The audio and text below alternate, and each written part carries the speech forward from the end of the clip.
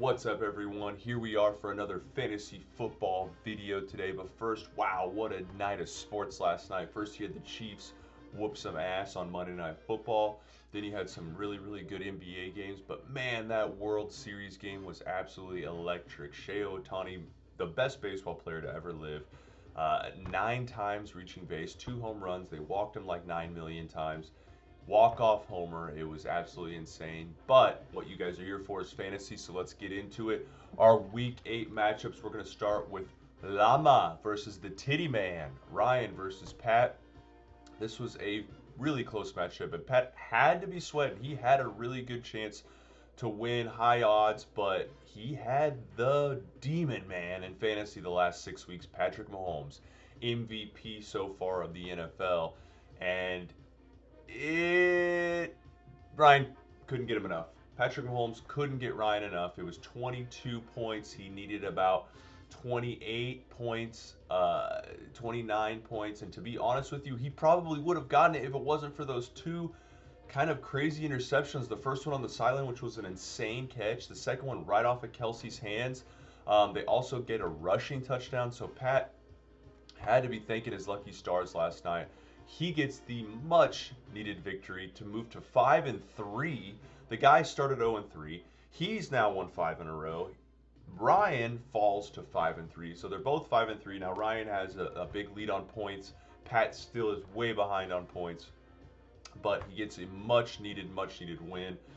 Pat's guys just in general was carried by Breece Hall with by far his best game of the year. Ryan, on the other hand, his two quarterbacks, this was the thing I said was going to push Ryan over the edge. And it came close. If Mahomes did what he's been doing the rest of the year, he would have won the game. 22-23 from Mahomes and Daniel Jones. Just wasn't enough. Ryan, it's a bummer for Ryan because he got the best 2 games from Saquon and Chase Brown all year. But a goose egg from Jerry Jeudy. But the bigger thing is, on tight ends day, he gets a goose egg from Jake Ferguson. Jake Ferguson, who's been the #1 tight end in fantasy this year, and gives Ryan 0. Luckily for Pat, it came when he was playing him, gives him the victory. Pat takes down Ryan. Next, we're going to look at Josh versus Cass. This is always an epic matchup every single year. Cass has been on the downward spiral. Was in 9th place, I think, going into this game. 8th place, whatever. His team is injured, riddled, bad. And then, what do you know? Plays Josh, has one of his best outputs of the season, 142 points, takes down Josh, 138. The irony here is the reason Cass wins, his kicker was his highest scoring player, basically. 20 points from Boswell, had like 16 in the first half. And then he gets a late Josh Jacobs touchdown in the 4th quarter to seal it for him, which ended up being the difference in the game. He beats Josh by 3.5 points. So Cass gets a huge win to stay alive in the league. His point total still isn't very good, but he moves to 3-5. If he would have lost this game, he would have been down near Cass or Tim and more importantly Cal for the stand-up thing. But big thing for Cass, George Kittle got his first touchdown of the year. Jalen Waddle had a touchdown. Like I mentioned, that Josh Jacobs touchdown. So Cass's team, good week for him. Maybe his best week he's had in a long time. We'll see if it can be sustained. I don't know. Cass's team is still really beat up. Josh got 2 really good games from his quarterbacks, but it was a rough week for Josh. He still put up 140 points almost. He only lost by 3.5 points. So rough there, but he did lose Cam Skattebo for the year. His running backs have been awesome the last few weeks, and it also didn't help that Quinshon Judkins got hurt early in the game, hurt his shoulder. He only got him 3 points. So Skattebo's ankle injury, Quinshon Judkins getting hurt, just kind of a really crappy week for Josh, and he loses. So Josh falls to 4-4. Next, we're going to go to the Toilet Bowl. And man, did this live up to the hype. These 2 piles of garbage. You had Tim smelling it up. You had Cal, the worst. And boy, was it awful. But it was a close score. And Tim's points against continue to reign supreme. Tim takes the dub, 118, 114. Cal had projections going into this game to beat Tim. But Tim's points against was like, I don't think so. You're terrible. I'm the best. Worthy couldn't get it done. 7.8. Not awful, but not what you wanted. Debo, 2.7 points. I mean, they were behind all game. They still couldn't get any garbage time. He had the drop pass that turned into an interception for the Chiefs, which is great for us. And Cal sees his team fall. He loses by 3.5 points. 3.5 points when one of his guys needed a little bit more, and he only to get him 2. I mean, Tim's team, these guys, 118, 114, guys, what are we doing? I mean, Jace almost put up as much points this week as both of them combined. It just, nothing really to talk about. These two teams are terrible, but someone had to win this game, and Tim gets the win in a huge game that's going to maybe decide who's doing stand-up. Cal is almost a lock. I just called into Vegas. It's minus 900 odds of Cal getting the stand-up. So, rough odds for Cal. Rough odds for Cal. Next, we're going to look at Denny versus Justin in the upset of the week. I called it last week. I said there's no way Denny has a chance this week. Denny's been on a nice run ever since his epic trade of Tua for Tyquan Thornton. He's won 2 in a row somehow. He brought Tyquan Thornton to his team, dropped him immediately. Maybe he was getting Tua off his team. Tua's been having those nasty press conferences, was bringing Denny's team down. He's like, get out of here, man. I want to make the fantasy playoffs, and this is what's happening. 2 in a row. He goes up against Justin, who is the powerhouse team, top 1 or 2 place all season. Denny also was rocked last week by Mageddon. I mean, he's starting Jalen Coker. He's starting Kate Otten. He's starting Alec Pierce. He's starting a bunch of nobodies. And Justin, for the most part, had his whole team. But in Justin's case, Bijan, worst game of the year. Quentin Johnson, goose egg. Marvin Mims, 1. Dak Prescott, by far worst game of the year. I mean, Dak Prescott and Bijan combining for 10 points. It's just crazy game for Justin. Puts up 118, lowest output of the season. And Denny, Herbert, 25. And CJ Stroud just decided to come play, 21 points. Khalil Shakir finally showed up. Woody Marks, Denny started him, gets him 13. Plus he got 14 from his kicker, 10 points from the Chiefs D. I mean, it was a crazy upset. Denny gets a huge win. He moves to 4-4. Justin falls to 5-3. Next and last, Learning Computer versus Sweet Chin. Jace versus Matt. And what a game this was.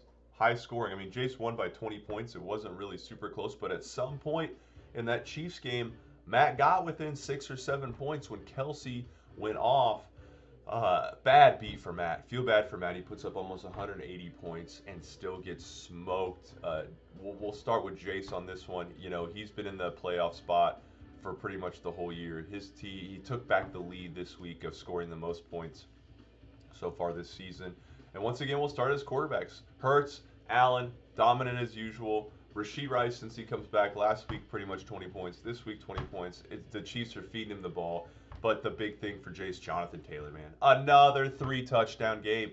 This guy is a machine. He has a chance to break LT's record this season if he keeps this up. I mean, 36 points, and he's doing it in his sleep. And these games aren't even competitive. The Colts aren't even trying in the fourth quarter. So if something happens and that's the case, JT might even do better. And I mean, look at Jace. 29 points from Tucker Kraft. 23 from Troy Franklin. Grabs Troy Franklin off a few days before Sunday and starts him, gets him 23 points. That ends up being the difference in the week.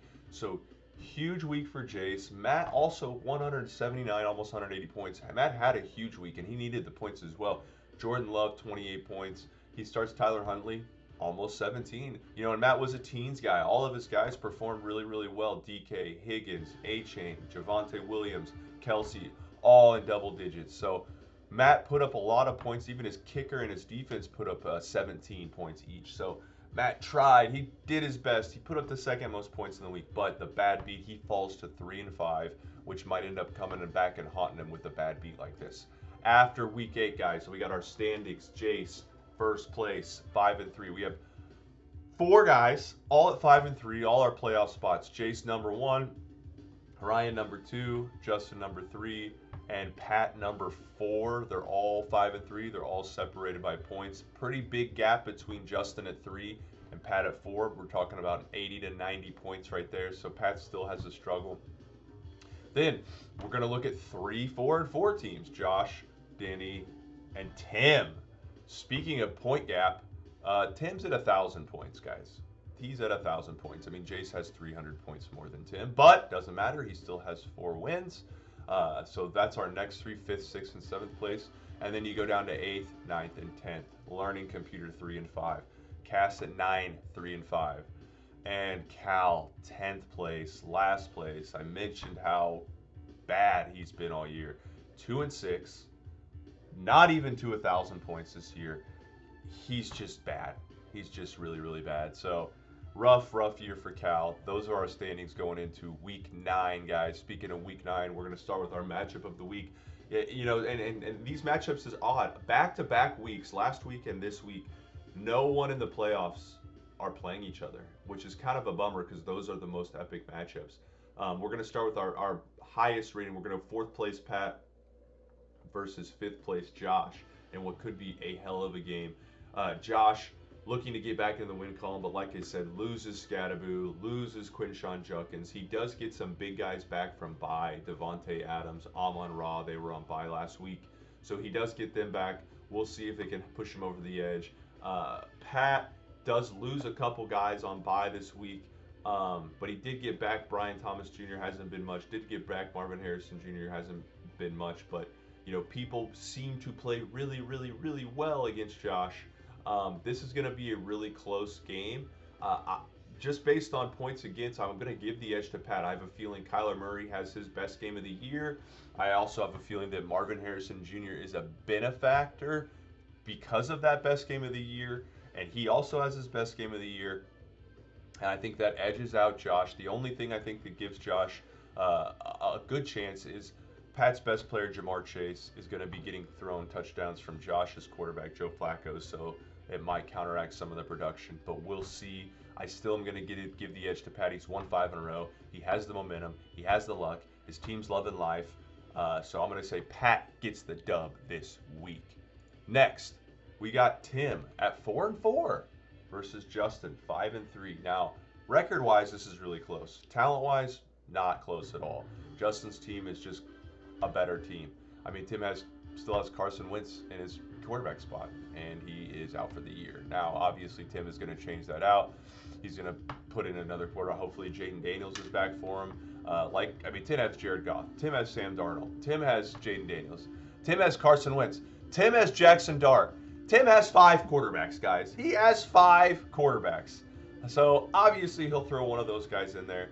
But he's going to be starting guys that aren't as good as Justin's guys. It's just as simple as that. We'll see what he can get from his team.